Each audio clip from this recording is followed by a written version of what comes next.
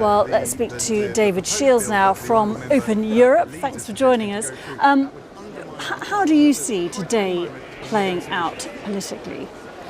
Well, it looks very likely that the opposition and the rebel Conservative MPs will succeed today in taking control of the parliamentary timetable tomorrow, which will enable them to put legislation through the House of Commons against the wishes of the government to seek an extension to the Article 50 deadline, the 31st of October deadline at the end of October, which would delay the UK's exit date from the European Union. Now, the government has said that if this happens, it will seek to call a general election by putting a motion before the House of Commons, probably on Thursday, and it would then have a general election in the middle of October.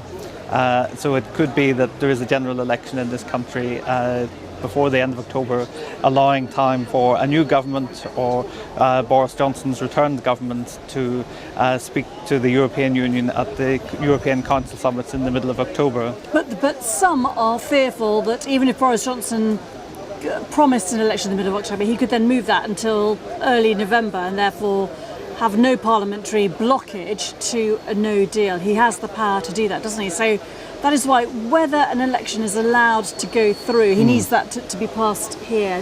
What is the likelihood of that? Well, it's interesting. Downing Street, I think, was saying today that option wasn't possible. Once the date was set, it couldn't be changed. And obviously they're aware of that criticism and that potential worry. So that's why it is so said... there's some unsureness. There's some unsureness about whether... That's not a word, is it? But anyway, uncertainty about whether yes.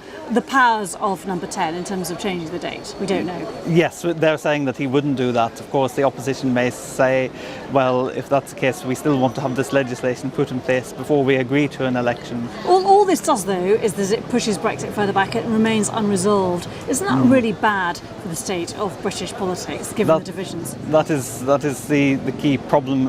What MPs are doing this week is seeking a delay to the deadline. They're not actually making a final decision about whether the UK should leave with a deal, without a deal, or whether it should stay in the European Union. And given there seems to be absolutely no sign of any agreement in Britain about getting a deal or agreeing a deal, isn't there some logic to the hard Brexit position to say, let's just get a no-deal Brexit, because that at least draws to a close this very bitter chapter?